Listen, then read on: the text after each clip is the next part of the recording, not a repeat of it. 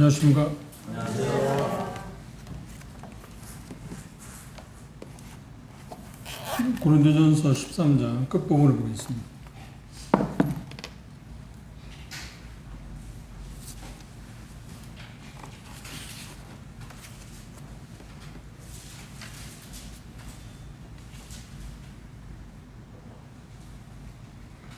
고린도전서 13장 8절부터 13절까지 한 절씩 교독하겠습니다. 제가 먼저 고린도전서 13장 8절 읽겠습니다. 사랑은 언제까지든지 떨어지지 아니하고 예언도 패하고 방언도 그치고 지식도 패하리라. 우리는 부분적으로 알고 부분적으로 예언하니 온전한 것이 올 때에는 부분적으로 하던 것이 패하리라.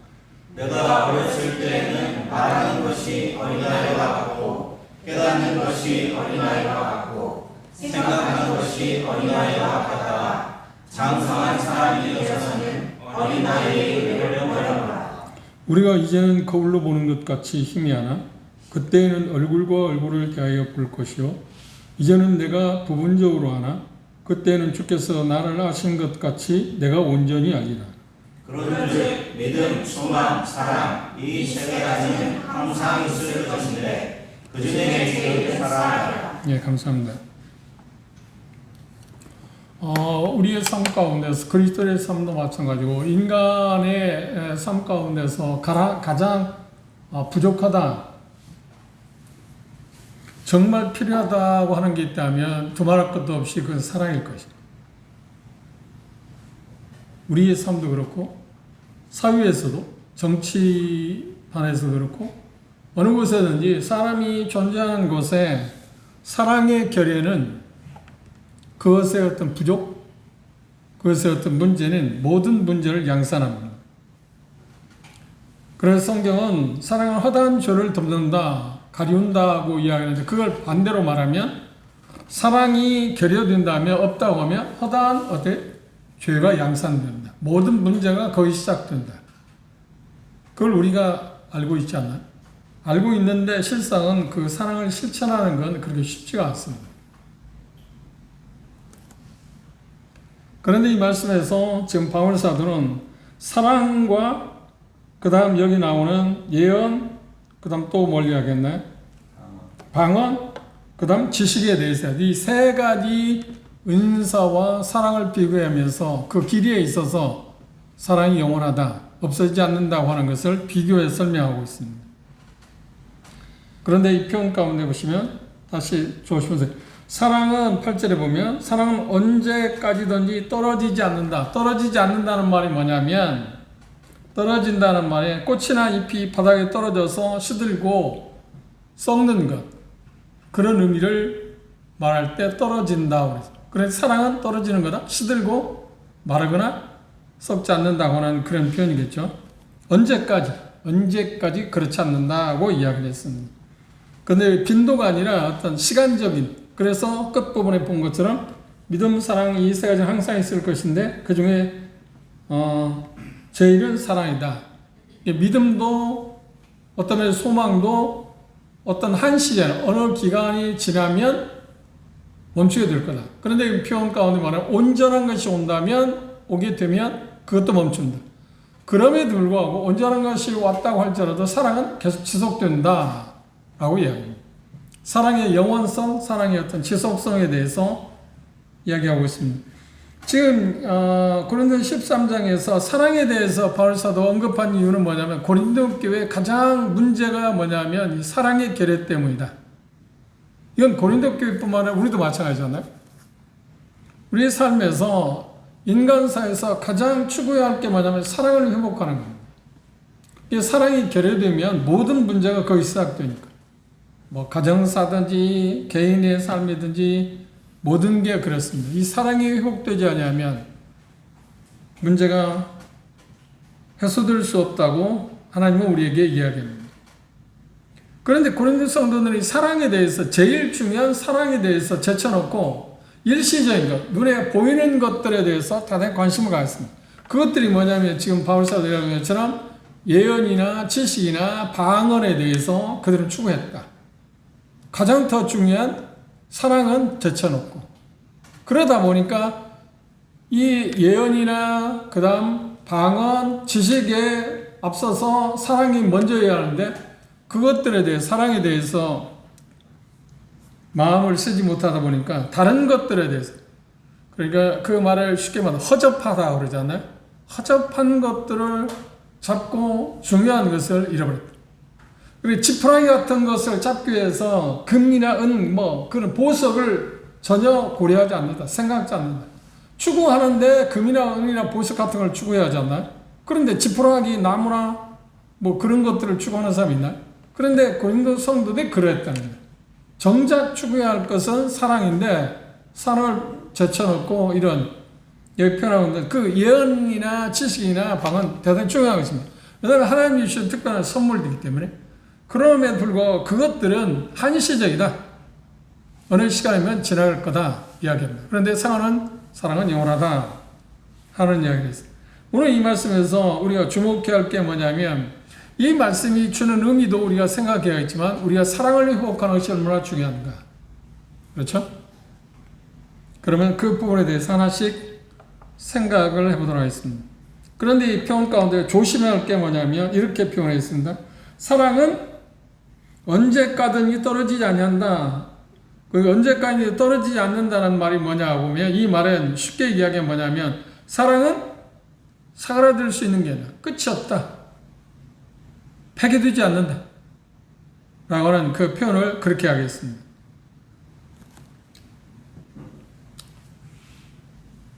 사랑은 그 어느 때에도 떨어지지 않고 또 시들지도 않고 썩지도 않는다. 이것이 사랑의 모습이라는데 왜냐하면 사랑은 길이에 있어서 영원하기 때문에 인간에게 주어진 하나님이 주신 많은 선물도 있는데 그것들은 어느 시간이 되면 멈추지만 끝나고 여기 보면 패한다 그친다는 표현을 했지만 그런 시간이 오지만 그런데 사랑은 그게 없다. 계속된다. 영원하다. 왜 그럴까? 하나님이 사랑이시기 때문에 하나님이 본질이 사랑이기 때문에 하나님이 하나님이 존재하지 않느나 그걸 바꿔 말하면 하나님이 존재하는 한 하나님이 사랑이니까 그 사랑은 영원한 거 아닌가? 우리가 정말 추구할 것은 사랑입니다. 사랑이란 잣대로 하나님은 우리를 측정할 것입니다. 다른 여러 가지 것들이 있긴 하지만 그것들보다도 사랑이 더 중요하다. 여기 사랑은 절대로 이 표현 가운데서 언제까지 떨어지지 않는다. 그 말을 다른 표현으로 하면 실패하지 않는다. 폐기되지 않는다. 식지 않는다. 그런 의미가 있습니다. 그래서 로마서 8장 끝부분에 보면 그리스도 하나님께서 우리를 그리스도 안에 사랑해서 우리를 끊을 수 있는 게 있다고 때. 그런 게 사랑을 어떤 것도 잠재워서 막을 수 있는 게 없다. 왜? 사랑은 영원하기 때문이라고 지금 이야기를 하고 있습니다. 사랑은 절대로 폐기되거나 식지 않는다. 하나님이 왜냐하면 사랑이 떨어질 수 없는 것은 식거나 실패하지 않는 이유는 뭐냐면 하나님의 본성이기 때문에 하나님의 사랑이시다. 본성이기 때문에 그렇다고 이야기합니다. 그래서 이 표현까지는 언제까지나 떨어지지 않는다. 지속된다. 왜? 영원하니까.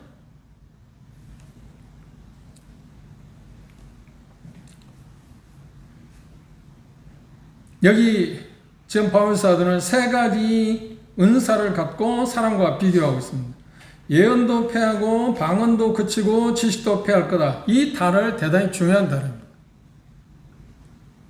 예언과 지식은 패한다고 그랬습니다. 그런데 방언 뭐라고 했나요? 그친다. 이 문자의 의미가 대단히 중요한 의미입니다. 그러니까 예언과 지식은 패한다고 그랬는데 패한다는 말하고 그친다는 말하고 어떤 것이 더 어감이 강한가요? 우리가 생각할 때는 패한다는 것이 훨씬 강한 거 아닌가요? 그런데 그게 오해입니다. 시간적으로 보면 예언과 그 다음 지식은 온전한 것이 올 때에 없어지지만 패하지만 방언은 그거 전에 그칠 거라고 이야기했습니다.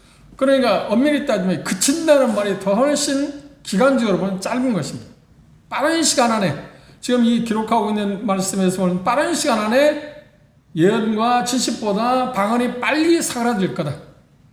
그런데 여기 예언과 지식은 언제 패하게 되느냐? 온전한 것이 올 때 패하게 된다고 그랬어요.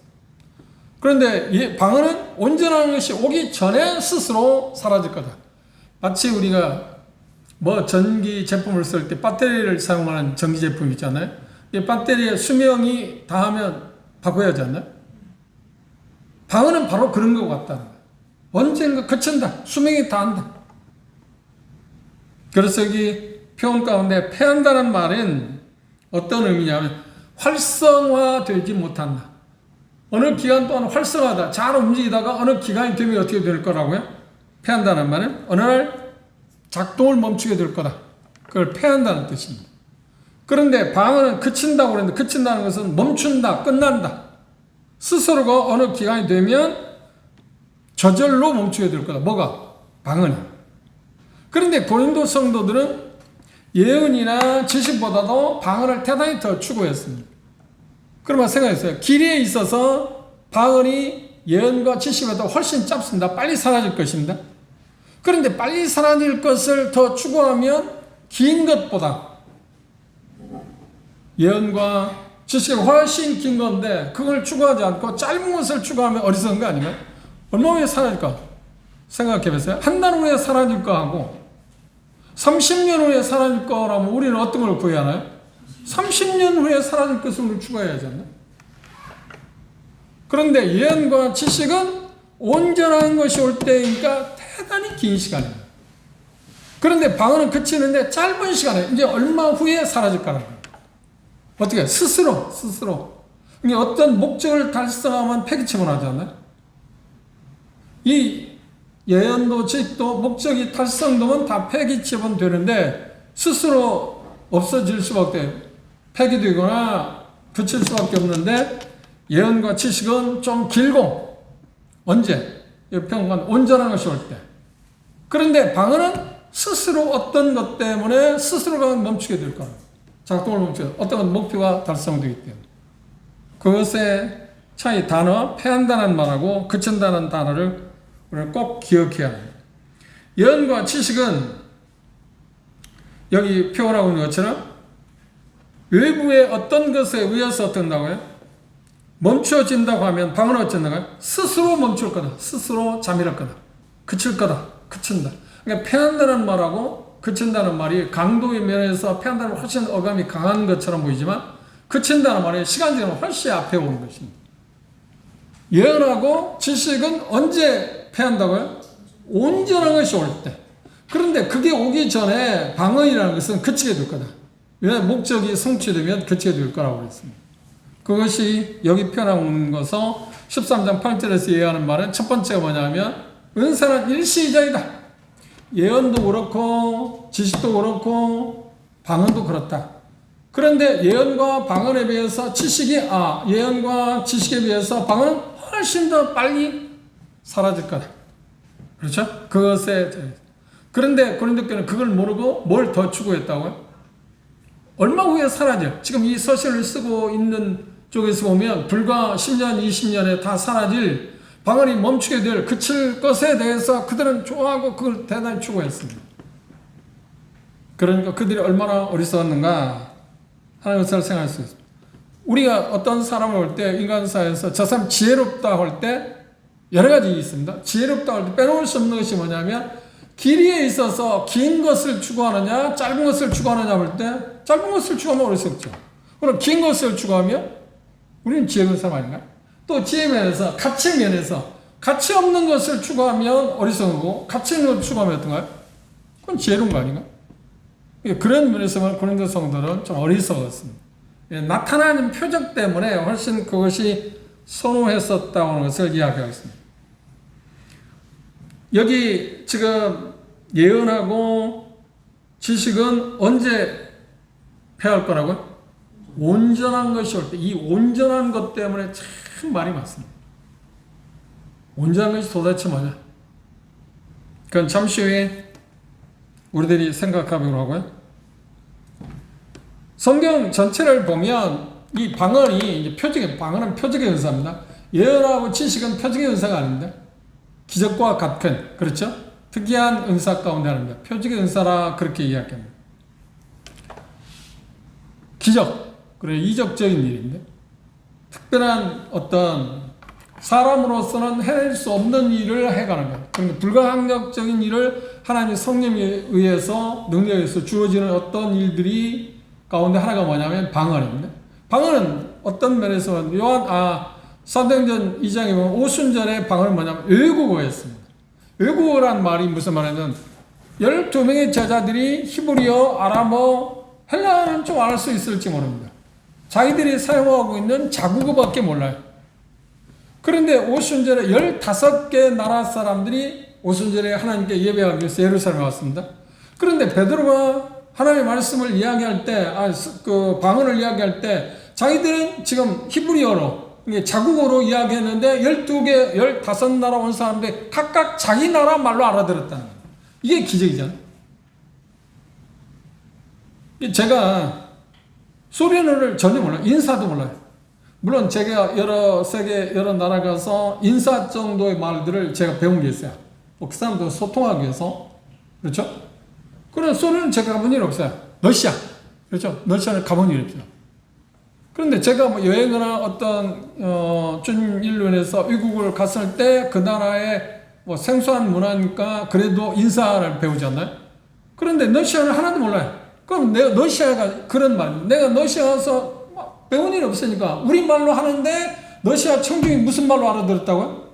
러시아 자기 나라 말로 알아들었다. 이걸 방어이라고 해요. 이걸 방어이라고 해요. 외래요. 외국어. 기적 아닌가? 그런데 고린도 교회는 그게 조금 바뀌어졌어. 바뀌어져갖고 어떻게 변질됐냐면 이 방언이라는 것이 기독교의 부산물이 아니에요. 그 당시 이교도들도 이 방언을 했어요. 그런데 어떤 방언이냐면 외국어를 한 게 아니라 알아들을 수 없는 어떤 언어를 말했어요. 그냥 중얼중얼 하는 거예요. 뭐라 하는 거예요. 근데 도대체 무슨 말을 하는지 몰라. 그런데 자기들은 뭔가 안다는 거예요. 그런데 서로 그렇게 할 때 의사소통이 전혀 안 되는 거예요. 자기만 하는 거예요. 자기만. 그렇죠? 그러니까 그런 모습을 보면 사람들이 우리가 다음 시간에 볼 것입니다만 14장에 보면 그런 모습을 보면 믿지 않는 사람이 교회에서 계속 알아들을 수 없는 말로 이야기하면 저 사람 미쳤다고 그래요? 온전하다고 그래요? 저 사람 미친 사람들인가? 통역하는 사람도 없어. 우리는 외국에서 강사들이 오잖아요? 그러면 외국 말을 다 알아들을 수 없으니까 반드시 뭐가 필요해? 통역하는 사람이 있다. 그래야 덕을 끼칠 수 있잖아. 근데 방언은 좀 이해할 수 없는 언어를 고린도 교회는 이교도들, 그 당시 이교도들이 쓰던 거하고 접목해가지고 지금 원래 방언의 의미하고는 다른 쪽의 방언을 추구하기 시작했어요. 그러면 뭐라 그건 기적적인 거라고 생각했어요. 그런 기적이 성경에 보면 크게 말하면 세 번에 걸쳐서 크게 나와 있습니다. 첫째, 모세 시대에 하나님께서 수많은 기적을 행했어요. 그렇죠? 모세 여호수아 시대 기적을 행했습니다. 두 번째 세대가 어느냐면 엘리사 시대 수많은 기적을 행했습니다. 그 다음 세 번째 시대가 뭐냐? 예수님과 예수님의 제자들이 생한 그 기적의 시대가 있어요. 역사적으로 2000년이 흐른 지금까지 그런 시대가 우리에게는 없습니다. 그걸 끝이야. 그러니까 기적은 우리가 알고 있는 것처럼 자주 일어나면 기적이 아니잖아요. 자주 일어나는데 뭐 보통 일이지 기적이겠습니까? 성경 역사에 보면 이 세 번의 기적의 시대가 있었습니다. 그런데 예수님과 예수님의 제자들에게 성령께서 그런 이적을 행하신 목적이 뭐냐면 딱 세 가지 목적입니다. 첫째 뭔가요? 이 사람들을 내가 보냈다. 하나님이 보낸 사람이다 하고 증명하면서 그들 사도들이 기적을 행한 것입니다. 고린도전서 1장에 보면 헬라인들은 지혜를 구하고 유대인들은 뭘 구한다고요? 표적. 유대인들은 표적이 없으면 안 믿어요. 그래서 어떤 사람이 와서 나는 하나님으로부터 보냄을 받았다고 말하면 저 사람이 하나님으로부터 보냄을 받은 사람이 아닌가를 뭘로 증명해야 해요? 기적을 행하는 것을 통해서. 표적을 보여줘요. 그래서 예수님께서 이 세상에 수많은 병자를 고쳤잖아요. 그게 뭐냐면 하나님께 보내신 메시아라는 사실을 증명하기 위해서 그걸 하신 거예요. 그게 목적이 아니야. 단순히 목적은 뭐예요? 내가 하나님의 아들이다. 하나님이 보낸 사람이라고 하는 것을 증명하기 위한 일종의 표시라니까. 그게 이적을 행하신 거예요. 그 다음 두 번째, 어떤 목적 때문에 사도들이 예수님께서 기적을 행했냐면 하나님의 말씀을 그들이 이게 하나님의 말씀이라고 말하지 않아요? 전에 지금 선포를 해요. 그런데 그게 하나님의 말씀인지 어떻게 알아요? 뭘 통해서? 기적을 행한 것을 통해서 저 사람들이 하나님으로부터 말씀을 받아서 말씀을 선포한다고 하는 것을 믿을 수 있는 일종의 표시가 뭐라고요? 그게 기적이었다. 일종의 신임장. 하나님부터 인정받는 신임장. 그래서 초대교회에 예수님과 그 제자들에 의해서 그 표적이 일어났는데 특별히 누구에 의해서 표적을 행했다고? 사도들에 의해서. 사도행 2장부터 보면 계속 사도들에 의해서 표적이 일어났습니다. 그리고 사도들 말고 사도들 유임받은 집사라고 하는 그런 사람들에 의해서도 기적이 일어나겠어요. 그런데 주가 누구를 통해서? 사도들에서 하나님 보낸 사람들이라고 하는 것을 증명하고 그들이 말하는 메시지가 하나님으로부터 왔다는 것을 증명하기 위해서 지금 기적을 행했습니다. 기적의 목적은 좀 전에 이야기한 것처럼 그들 하나님 보내신 사람들이다. 그리고 그들이 말하는 것이 하나님의 하신 말씀이다. 그래서 고린도서 12장 15절에 뭐냐면 사도의 표가 뭐라고 했어요? 내가 사도냐 아니냐 하나님 보내받았느냐 안 받았느냐 표식이 뭐라고 했어요? 이적을 행하는 걸 통해서 그게 증명한다고 이야기했어요. 그럼 여기 표현 가운데서 이게 방언이 그친 이유를 보십시오. 방언이 그쳤다. 패했다는 말에 비해서 그쳤다는 말에 비해서 한시적으로 시간이 더 짧다고 그랬습니다. 그쳤다고 할 때 뭘 근거로 하냐? 몇 가지 근거를 이야기해요. 이건 대단히 중요한 이야기입니다. 히브리서 2장을 보십시오.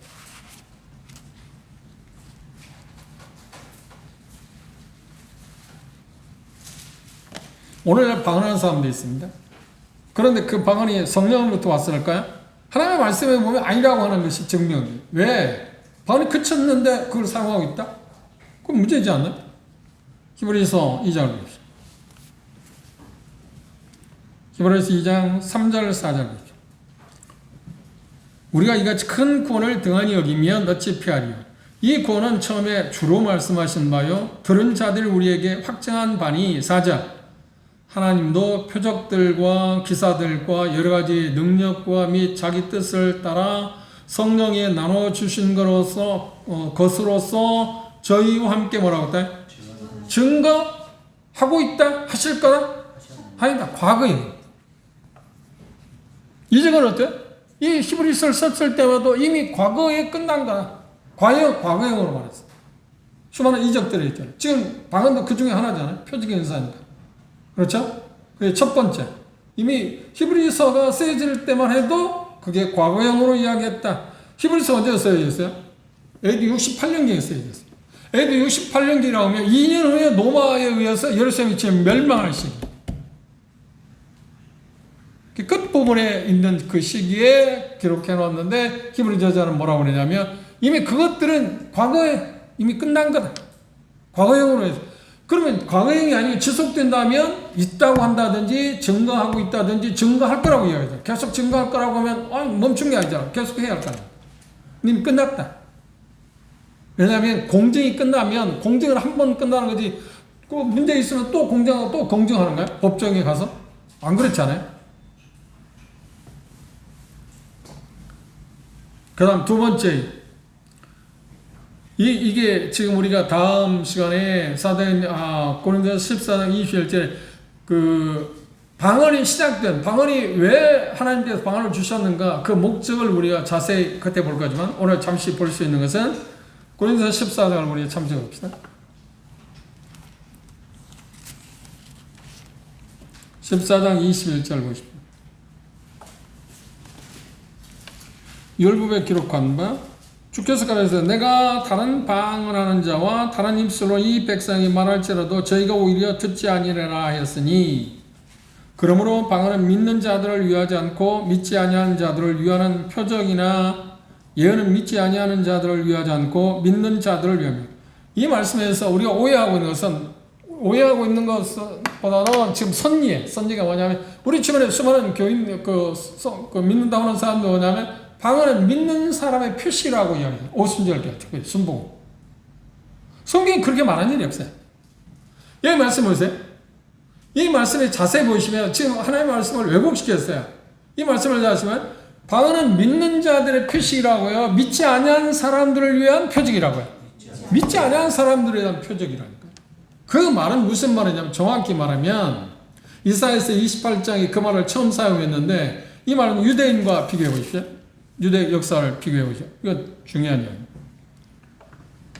북왕국 이스라엘이 하나님의 말씀을 듣지 않았습니다. 하나님께서 선지자를 통해서 최소해서 그들의 말로 알아들을 수 있는 언어를 통해서 그들이 돌이키라고 권고를 했어요. 죄를 우상 숭배하는 것에서 돌이키라고 회개하라고. 계속 안 들으니까 이사야 선지자가 뭐라고 예언했냐면 너희들이 방언 그러니까 알아들을 수 없는 말을 듣게 될 거다. 방언을 듣게 될 거다. 알아들을 수 없는 방언이 외국어라고 있잖아요. 외국어를 듣게 될 거다.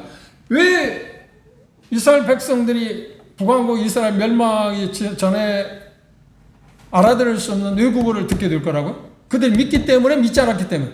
믿지 않았기 때문에. 하나님의 말씀을 배척하고 하나님을 불신했기 때문에 너희들이 하나님을 배척한 사람이라고는 표시로서 심판이죠. 일종의 심판으로서 뭘 듣게 될 거라고요? 그래 방언을 듣게 될 거예요. 그래서 아수르 사람들이 이스라엘 침략했어요. 아수르 말을 그들이 이해 못하잖아요. 그리고 이스라엘이 멸망을 당했어요. 과거에. 그리고 이 말씀을 하셨을 때 지금 이스라엘 백성과 이 말씀을 했을 때 지금 이 말씀이 고린도전서가 기록될 때가 어느 때냐면 60년대 중반밖에 안 됩니다. 그리고 빨리 잡아야 50년, 55년, 56년 그렇게 추정합니다. 그러면 만일에 56년이라고 하면 AD 70년에 이스라엘이 멸망했으니까 누구에 의해서? 로마 사람에 의해서 멸망했어요. 그러면 15년을 이 말씀이 정확하다면 15년 후에 그들은 뭘 들어요? 로마 사람들의 말을 듣는다는 거예요. 방언. 그 이유가 뭐예요? 예수 그리스도를 배척했기 때문에. 그래서 그들은 멸망당했어요. 그럼 목적이 성취됐죠. 그 이후에 유대인들이 다시 멸망할 이유가 있어요? 없어. 다 흩어졌으니까. 그렇죠? 그러면 방언이 목적이 성취됐네, 안 됐네? 방언의 목적이 뭐라고요? 너희들이 믿지 않는다고 하는 것을 증명하고 일종의 그게 하나님의 심판의 표시라는 것이 방언의 목적입니다. 방언의 목적이 끝났잖아요. 로마 사람들이 멸망한다. 잘 보십시오. 68년, AD 68년에 2년 전에 AD 70년에 멸망하기 전에 티토 장군의 아버지인 베스바냐 그 장군이 3만 명의 군대를 예루살렘을 포위했습니다. 그리고 그들을 기근에 빠뜨리기 위해서 그냥 공격도 하지 않고 둘러싼 거였어요. 고위 상태에 있었어요. 그런데 로마에 어떤 일이 벌어졌냐면 황제가 죽고 자기들끼리 권력 다툼이 일어났어요. 그런데 로마에 있는 사람들 가운데 원로원들 가운데 이 베스바냐 장군이 황제가 되어야 한다고 생각하고 회군하라 했어요. 이시조선의 이성계가 저쪽 고리아 말기에 회군해가지고 왕이 된 것처럼, 그죠? 역사를. 그래, 베스바냐 장군이 로마로 자기가 거느리고 3만의 군대를 철수해가지고 로마에 가서 황제가 됐어요. 그리고 2년이 흐른 후에 자기 아들 티토, 타이터스라고 합니다. 그 아들에게 자기가 거느렸던 3만이 배 6만의 군대를 주고 예루살렘을 초토화시키라고 합니다. AD 70년에 가서 초토화시켰어요. 그러면 자 그렇죠. 이스라엘 백성들, 유대인들이 지금 하나님의 말씀을 듣지 않고 예수 그리스도를 최고로 배척을 했습니다. 배격했습니다. 거절했습니다. 그 이유로 말미암아서 그렇게 심판의 표로 하나님께서 뭘 허락했다고요? 방언을 어떤 방언입니까? 로마 말을 히브리 말이 아니라 우리 같으면 한국말이 아니라 뭐 러시아 말이라든지 중국어라든지 그 사람들 군사들이 와서 둘러싸고 그들 말할 거 아니에요. 그 말을 들을 때 로마 사람들이 포위해서 로마를 사용하는 것을 들을 때 유대인들은 어떤 생각을 해요? 아, 이게 우리가 믿지 않은 사람이 심판을 받는 표시구나 하는 것을 알았어야 하는데 그걸 깨달은 사람이 없었다. 그 목적 때문에 주어졌는데. 그러면 방언의 목적이 성취됐나요? 안 됐나요? 그래, 된 거야. 그러니까 방언은 어때요? 그쳤어요? 더 진행돼요. 그친 거예요. 이런 명확한 역사적인 사실이 있는데도 불구하고 오늘 방언을 한다? 얼마나 어처구니없는 얘기예요. 이런 확실한 그거가 있어요. 왜냐하면 이게 성경적인 것입니다. 하나님 분명히 말하는 방언은 원래 믿지 않는다고 하는 표식으로 그들에게 주어진 하나의 일종의 심판의 표현. 우리가 나중에 14절 보면 알겠지만 왜 특별히 고린도 교회에는 방언이 왕성했냐. 다른 교회에 대한 방언이 말하지 않는데 고린도 교회 방언은 특별히 말하고 있는다. 그 환경적인 이유 때문에 그랬어요. 그게 뭐냐면 바울이 고린도에 갔을 때 그것에 18개월 가서 복음을 전했습니다. 근데 처음에 어디 갔냐면 회당에 갔어요. 회당은 누구예요? 유대인들이 중심이잖아요.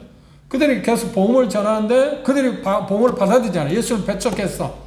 그래서 거기서 나와서 회당 바로 옆 유수도라고 하는 형제의 집에서 모인 거예요. 그런데 그곳에서 믿는 사람들이 방언을 하게 된 거예요. 무슨 말이었어요? 성도들이 방언을. 그러면 회당에 있는 사람들이 그들이 외국어를 사용하는, 자기들이 알아들을 수 없는 외국어를 사용하는 것을 듣게 될 때 어떤 생각을 해요? 회당에 있는 유대인들 어떤 생각? 우리가 예수를 배척한 일종의 심판이 지금 표시로 그 방언을 하고 있다는 것을 받아들였어야 돼. 그걸 아는 거야? 몰라요. 이유가 뭐예요? 둔해지게 전혀 걸 이해하지 못했어요. 그런데 성경은 그렇게 이야기해요. 그건 차후에 우리가 좀 더 깊이 있게 생각해 보라고요. 그리고 세 번째, 방언이 덕을 세우는데 열등한 수단이었거든요. 예언과 지식에 비해서 약간의 유익이 있죠. 어떤 쪽에 유익이 있나요? 믿지 않은 사람들이 경고하고 경성을 주는 쪽에 유익이 있습니다. 그러나 성도들에게는 그렇죠. 그것 자체도 좀 우리가 경계심을 갖게 하거나 준비하게 한다거나 그런 것도 있지만 그런 약간의 유익이 있지만 예언과 지식에 의해서 어떻게 비교해 볼 때 그래서 유익이 덜하다는 겁니다. 그래서 방언은 그쳐져야 한다고 하는 이야기가 네 번째 이유입니다. 그리고 세 번째입니다. 네 번째는 빼놓을 수 없는 것이 뭐냐면 신앙성이 완성되기 된 이유로 방언이 더 이상 역사적으로 교회사적으로 나타난 일이 없어요. 예수님, 그 다음 사도들입니다. 그 다음에 사도들 다음에 속사도입니다. 속사도들 다음에 감독 시대가 왔습니다. 감독, 그러니까 AD 한 100년에서 200년경에 교회사에 보면 방언을 했다는 게 없어요. 방언 자체의 기록이 없어요. 그건 뭘 이야기하는 거야? 그렇지, 그쳤다고 우리 믿어야 하잖아요. 그리고 교부 시대에 가서, 교회사에 보면 교부들 시대에 가서 그 어떤 교부도 방언에 대해서 언급한 일이 있어요. 그런 의미에서 방언은 이미 AD 70년 유대가 멸망함으로 말미암아서 그 목적을 성취했기 때문에 이제 방언은 자연스럽게 자동 폐기됐다, 그쳤다 라고 믿을 수 없다. 그럼 오늘날 일어나고 있는 여러 특별히 오순절 중에 방언하고 그리고 그들이 말할 때 뭐라고 하냐면 방언은 믿는 사람의 표시다. 그래서 그들 세계사람 뭐냐면 방언을 못하면 믿는 사람이 믿지 못하는 사람이 믿지 못하는 사람을 생각하고 있어요.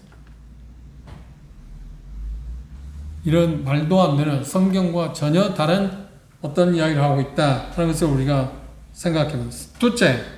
두 번째로 여기 9절에서 10절에서 은사는 부분적이다.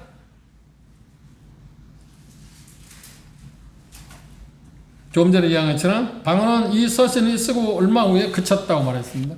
그게 AD 70년 로마에 의해서 예루살렘 멸망을 통해서 우리는 그것이 확인되었다고 이야기할 수 있습니다. 그러나 여기 나오는 예언하고 지식은 어떤가요? 은사는 진행 중에 있습니다. 폐하지 않았습니다. 왜? 예언하고 지식은 언제 폐한다고 그랬나요? 온전한 것이 올 때 폐한다고 했습니다. 온전한 것이 뭐냐? 많은 사람들이 말하기를 성경학자들도 온전한 것이 성경이다. 성경 완성등이다. 아니요, 성경 완성등이 아닙니다. 왜 그런가 하면 이게 대단히 중요한 얘기입니다. 성경이 완성됨으로 말미암아서 예언이 멈췄나? 폐해졌나? 예언은 뭐야? 하나님의 말씀을 듣고 그것을 선포하는 것입니다. 지식은 뭔가? 하나님의 말씀을 통해서 어떤 예수님에 대해서 하나님에 대해서 성령에 대해서 어떤 것을 알아가는 지식 아닌가요? 그런데 그게 멈췄나요? 지금 2000이 그런 지금에 그게 멈췄나요? 아니, 여전히 지금 가고 있잖아. 성경 완성됐어요. 성경 완성됐어요. 완성됐는데도 불구하고 예언하고 그 다음 지식은 여전히. 그래 베드로서에서는 베드로서 3장 18절에 베드로 말해요. 예수 그리스도의 은혜와 저를 아는 지식에서 뭐라고요? 잘하네. 멈추네. 패하지 않았습니다. 분명한 것은 이 온전한 것이 올 때가 언제냐. 그게 뭘 말하냐. 그런데 온전한 것이 성경, 신구약성이 완성됐다는 말은 성경을 잘못 해석하는 겁니다. 오해하지 마시고. 그런데 많은 분들이 그렇게 생각해요. 성경 학자들조차도 그렇게 하고 어떤 형제들 가운데 그렇게 말하는 사람이 있습니다. 그런데 성경을 잘못 오해합니다. 심지어 우리가 잘 알고 있죠. 이 예언은 미래에 될 어떤 것을 말하는 그 예언 자체, 그 예언은 어떤 건가요? 실제로 요한계시록에 11장에 보면 하나님께서 두 예언자를 보내잖아요. 언제? 대원한 기간 동안. 모세가 행한 일, 엘리야가 행한 것을 와서 예언한다고 했죠. 여전히 천년왕국 시대도 예언이 있어요. 지식은 계속돼요. 그런데 쉽게 말한다면 잘 보십시오. 이 성경이 완성되었지만 이 성경을 통해서 우리는 지금도 여전히 메시지를 전하죠. 그렇죠? 그리고 성경을 통해서 우리는 온전히 지금도 여전히 직을 배워가잖아요. 그렇다고 그러지만 부분적이야. 우리는 성경에 이야기하고 있는 것을 전부를 알 수가 없잖아요. 여전히 부분적이야. 아무리 훌륭한 은사를 갖고 있는 사람일지라도 하나님께서 이 성경에 있는 예언이나 내용 자체나 지식의 모든 걸 통달하는 사람 아무도 없어. 할 수도 없어. 여전히 지금 미래야. 그것도 미래야. 그럼 온전한 것이 온다고 할 때 온전한 것이 언제 나와요? 성경 완성이 아니라고 그랬습니다. 온전한 것이 언제 나올 때 여기 우리에게 약간 이해할 수 있는 말을 했습니다. 잘 보십시오. 자, 10절에 그랬습니다. 온전한 것이 올 때는 부분적으로 하던 것이 패할 거다. 패한다고 할 때, 부분적으로 하던 것이 패한다고 할 때, 패한다고 할 때 뭐가 패한다고 그랬나요? 방언은 그친다고 그랬고, 예언하고 지식은 패한다고. 그걸 지금 마음에 두고 이야기합니다. 내가 어렸을 때는, 지금 바울 자신의 이해를 드립니다. 내가 어렸을 때는 말하는 것이 어린아이를 갖고, 깨닫는 것이 어린아이를 갖고, 생각하는 것이 어린아이를 갖다가, 이건 뭐 다 알잖아요. 이해 정도 차, 지식에 있어서 어렸을 때는 한계가 있잖아요. 100이라고 한다고 하면 어떤 사람의 개인차가 있습니다. 어떤 200이 있을 거 300이 있지만 그러나 여기 표현하고 있는 것처럼 뭐예요? 장성한 사람이 되어서는 장성한 사람이 천에 이르는 사람 없잖아. 장성한 사람이 천이라고 하면 어린아이 사람이 아무리 똑똑하다고 해도 200이나 300 갈 수 있지만 천은 아니죠. 지식 면에서. 그러면 우리 다 지금 여기는 성인들입니다. 나이 차나 있지만 근데 어렸을 때 일을 우리는 성인이 되면 버리는 거요? 버리지 않는 거예요. 다 어린이 있을 때 버리죠. 그 허물을 벗어버려. 왜? 장성한 사람이 됐어요. 장성. 온전한 것이 뭐냐고 할 때 장성하다고 하는 표현을 썼습니다. 이해하기 쉽게 그렇게 표현했습니다. 버렸다. 그리고 온전한 것이 뭐냐고 할 때 12절에 보면 우리가 이제는 거울로 보는 것 같이 희미한 이제는 현재는 그렇다. 현재는 거울로 보는 것 같이 희미하지만 그렇죠. 온전한 것에 대해서 표현할 때 그때는 그러니까 그때는 온전한 것이 올 때는 얼굴과 얼굴을 대하여 볼 거다. 이 말은 뭐야? 우리는 지금 얼굴과 얼굴 대하여 보죠. 그런데 거울을 통해서 보면 그 사람의 온전한 것을 우리가 알 수 있어요? 없어요? 희미하지. 정확히 볼 수는 없잖아요. 온전한 것이 뭐냐고 할 때 얼굴과 얼굴을 마주 대하는 것이 온전한 거다. 얼굴과 얼굴을 마주 대할 수 있는 속속들이 다 알 수 있는 볼 수 있는 것. 그때가 온전해야 돼. 그때 언제 같아요? 성경 완성될 때. 성경 완성될 때 우리는 주님이 다 모른다니까. 여전히 한계가 있어. 성경이 완성돼서도 우리가 성경을 아무리 잘한다고 할 때 세계적으로 이제까지 역사에서 성경을 가장 많이 잘 안다고 하는 사람도 얼마큼 알아요? 대양의 물 한 방울. 태평양 물 한 방울에 불과하다니까요. 그걸 어떻게 알아요? 하나님은 그렇게 크신 분이 넓은 분이에요. 그것들은 모두 어떤 거예요? 부분적인 거예요. 마치 거울을 보는 것 같아요. 마치 어린아이라니까요. 이게 장성한 사람이 되고 온전해지고 그리고 마치 얼굴과 얼굴을 대하여 보는 것처럼 그때가 올 텐데 그걸 뭐라고 했어요? 온전한 것이다. 그때는 언제일 것 같아요? 여기 몇 가지를 이야기해요. 그러니까 첫째 우리가 이야기할 그동안 들었던 것처럼 선예가 성경 완성이다. 성경 완성이 아니다고 그랬습니다. 그렇죠? 이유가 뭐라고요? 예언은 지금도 계속하고 있고 지식은 계속 우리가 추구하고 있잖아요. 성경에서 예언이라는 말은 하나님께서 그들에게 성경 완성되기 전에 하나님의 말씀을 주시고 그 말씀하신 것을 선포하는 것이 예언입니다. 그리고 미래에 대한 어떤 것을 예언하는 것도 예언입니다. 그렇죠? 지금 우리가 알고 있는 그 바이고요. 그런데 성경에서 그것들이 다 완성된 이후에도 여전히 우리는 그것을 지금 하고 있습니다. 그리고 또 성경 완성이 아니다. 왜 그러냐면 천년왕국에서도 환란 기간 동안에도 예언자들이 나타납니다. 하나님의 사람. 그럼 아직 폐기된 거 아니잖아. 우리에게 앞으로 올 일이잖아. 언제 올지 모르는 겁니다. 그런 면에서 성경 완성이 아니다. 그리고 이거 표현하고 얼굴과 얼굴을 대하여 본다고 그랬기 때문에 우리가 얼굴과 얼굴을 언제 대해 본가요? 그분에 대해서 언제 우리가 볼 건가요? 그렇지. 그분이 오실 때죠. 그런데 조심할 게 있어요. 그분이 오실 때라고 할 때 어떤 사람은 그걸 생각하고 휴거다. 물론 그분을 오실 때 휴거라면 그분을 우리 얼굴과 얼굴 볼 것입니다. 그렇죠? 당연히 얼굴과 얼굴 대하여 볼 것입니다. 그런데 하나님의 속성이나 영원한 왕국에 대해서 다 아는가요? 아니요. 아직도 비밀이 있어요. 그분을 보기는 봤지만 얼굴과 얼굴에 대하여 본 것은 사실이지만 아직도 한계가 있다는 거예요. 아직도 다 아직 이루어지는 거예요. 왜? 그분을 우리가 하늘 공중에서 그분을 뵐 때 얼굴과 얼굴에 대하여 보기는 하겠지만 환란 기간, 이 땅에서 환란 기간 때는 뭘 하고 있어요? 여전히 예언자들이 있잖아요. 여전히 예언하고 있어요. 그러면 휴거라고? 휴거는 또 아니다. 그런 면이 있습니다. 얼굴과 얼굴에 대하여 보는 건 맞는 거예요. 그것만 생각한다. 그죠?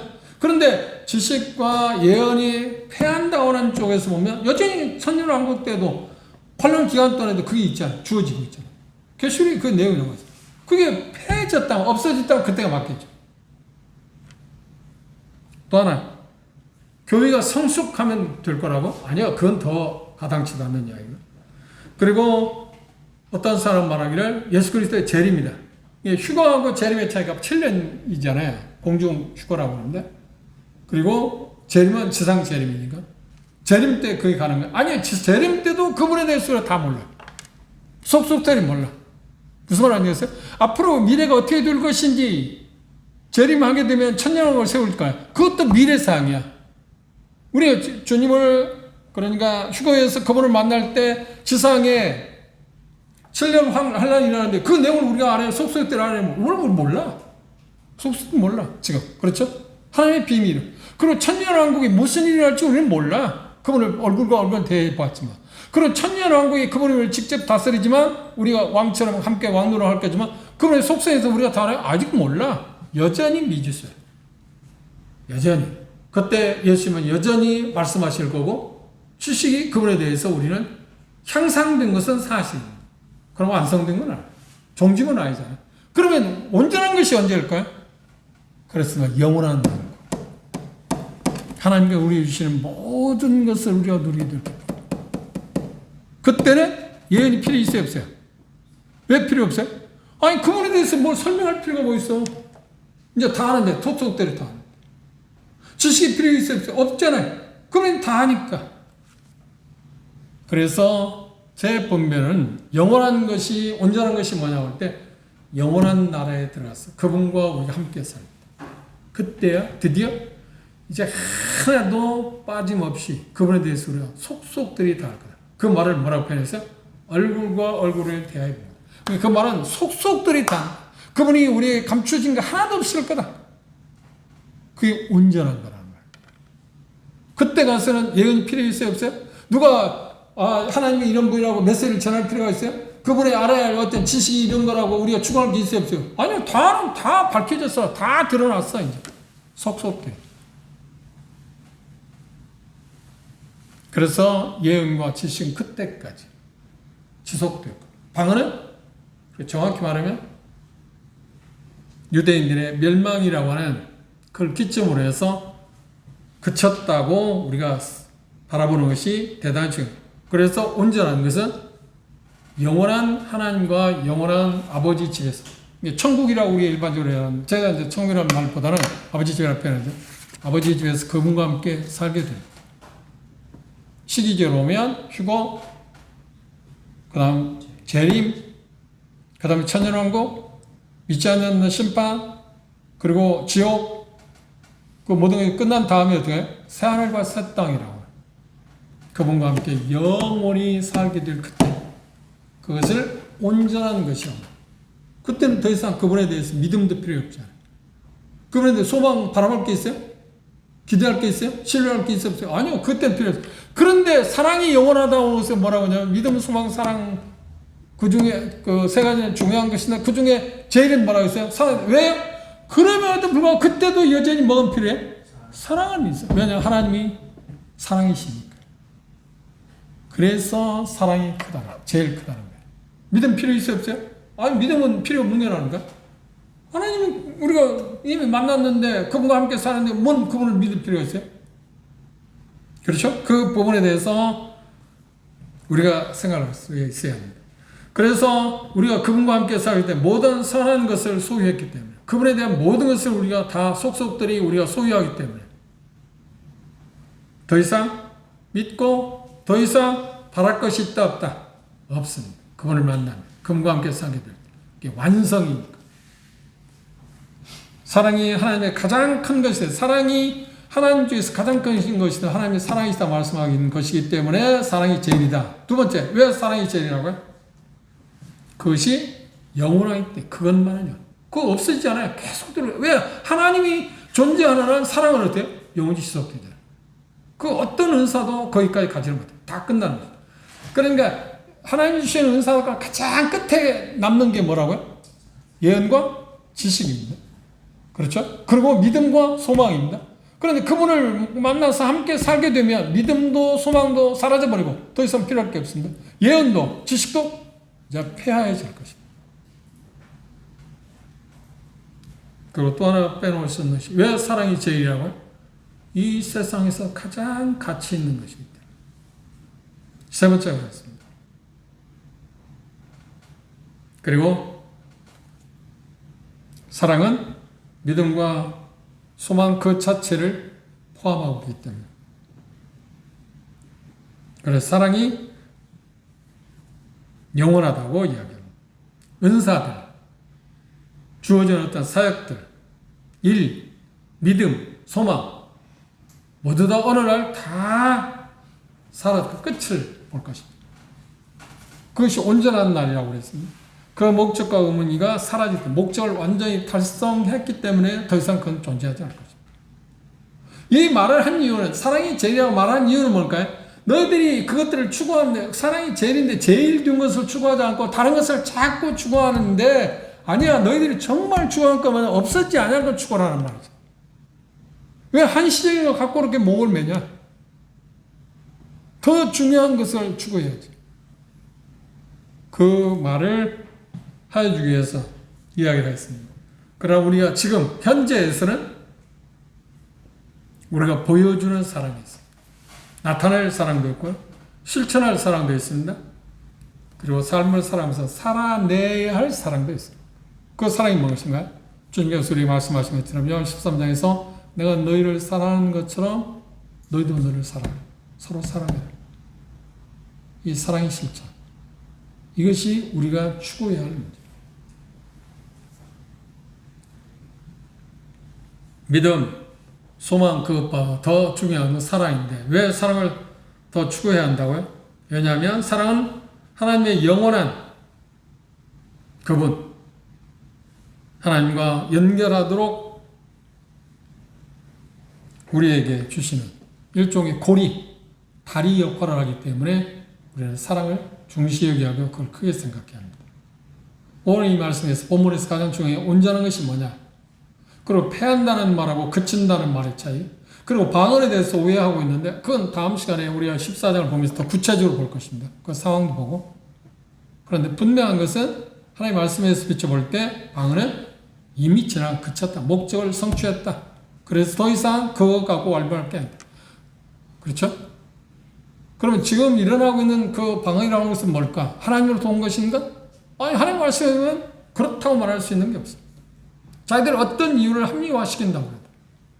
근데 문제가 여러 가지 있습니다만 그 중에 하나가 있다면 방언하는 곳에 통역하는 걸 봤나? 여러분들이 종종 기독교 방송에 그런 그 프로그램을 본 일이 있을지 모른다. 그 알아들을 수 없는 말을 막 수많은 사람이 모여서 막 소리 지르는 게 있거든요. 그리고 어떤 그 사람을 내가 이 지명을, 이름을 댈 필요 없는데 그 사람을 가르쳐. 방언을 가르쳐. 어떻게 가르치는지 아세요? 방법이 할렐루야라는 말을 계속 빨리 하게 해요. 할렐루야라는 말을 계속 해요. 그럼 어떻게 해요? 혀가 꼬라지겠습니다. 자기도 뭐라고 해요? 수많은 사람. 내가 그 방송에서 봤어요. 그런데 그들 뭐라고 하냐? 그게 방언을 한다는 거야. 그러면 그 한 사람, 제가 직접 이제 그 캠퍼스에 제가 CF 대학생 선교할 때 언젠가 이야기한 일이 있습니다. 지금은 언제 그런지 모르겠는데 지금도 아마 그럴 겁니다. 전통이 있습니다. 중앙대학교가 대학교에서 가장 방언이 심하고 가장 선호하는 대학교였습니다. 제가 CF 그 대학생 선교 대학생들 가르칠 때. 이게 전국의 여러 대학들 다녔잖아요. 그래서 안성에 중앙대학교 있잖아요. 그 연구학과 다니는 형제들이 있었기 때문에 안성에 가서 복음을 전했는데 거기에 그 방언을 잘한다는 대표, 그러니까 왜 물으면 나중에 모르니까 그 교수 한 분이 그것에 순보험 낮으면서 그것에 이제 젖어가지고 그걸 선호한다고 그러더라고요. 제도 교수가. 그래 그 대표되는 학생들 몇 명하고 이야기한 적이 있어요. 그때 제가 우리가 차후에 볼 수 있을지 모릅니다. 볼 것입니다만 그러면서 14년 펴놓고 자 방언이 성령이 왔느냐 오지 않았느냐 어떻게 알 수 있냐고 증명해보라고 했습니다. 그래서 제가 이야기했어요. 여기 성경 분명히 방언을 하게 될 때 알아들을 수 있는 말을 해야 하고 알아들을 수 없는 말을 했을 때 다른 사람에게 덕을 끼치기 위해서 뭐라고 하라고 했어요? 통역하는 사람이 있어요. 그런데 너희들이 하는 가운데 통역하는 사람이 있냐? 그리고 방언을 했는데 뭐라고 한지 아느냐? 그 학생분들 너도 방언을 했냐고 했대. 한대. 그럼 뭐라고 하는지 아느냐? 자기도 몰라. 뭐라고 하는지 모르는데. 그럼 자기도 모르는데 다른 사람이 어떻게 하고 있어? 그럼 성경에 이야기하고 있는 거하고 성경이 절대 최고 주권이잖아요. 최고의 권위가 성경이잖아요. 성경은 통역하는 자 없으면 하지 말라고 그랬다. 그리고 방언을 하게 될 때 교회에서 모일 때인데 순서에 따라서 하라고 그랬다. 그런데 순서도 없어. 와, 왁작지껄해. 그런데 그게 성령님에서 왔다고 할 수 있냐? 지성이니까 말해. 물어보라. 또 물어봐. 대답해라. 그러니까 그 친구는 정직하게 했어요. 성경에 보니까 아닌 것 같네. 깜짝 놀랐어요.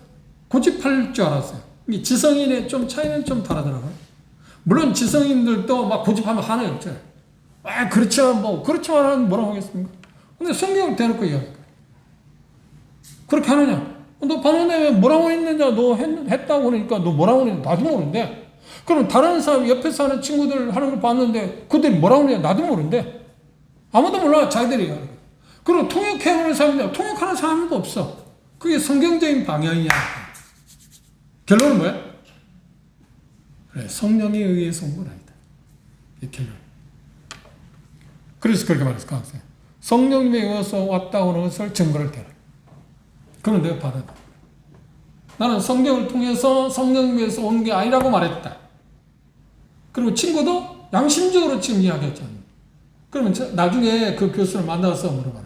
성경적으로 성령님에서 왔다는 증거가 뭐냐 물어봐라. 그걸 갖고 나중에 만나면 이야기하자. 그런데 그게 만난 일은 없어요. 가장 중요한 건 뭔가? 성경이 그거에 대해서 뭐라고 이야기하느냐 하면 마지막 마침표입니다. 꼭 기억하십시오. 이런 잘못된 것들에 대해서 현혹당할 필요가 없습니다. 성경을 잘 모르게 되면 그러겠지만 그래서 오늘 우리에게 사랑이 얼마나 중요하냐 하는 것을 얘기했어요. 사랑의 영원성, 사랑이 왜 그렇게 가치 있고 중요하냐. 영원하기 때문이다 라고 하는 것을 바울 사도는 강조했고 그 강조한 이유가 뭐예요? 사랑을 추구한다. 정말 어떤 것보다 사랑을 추구한다. 그럼 이 말씀을 통해서 우리가 적용해야 할 건 뭔가? 그렇지. 내게 있어서 정말 그 다른 어떤 것보다 추구하고 가치 있게 생각하는 그 사랑. 왜? 그것만이 영원하니까. 그것만이. 사랑만이 영원하니까. 그걸 다 추구합시다. 그러지 못한 것에서 하나님 앞에 회개하고 그걸 회복.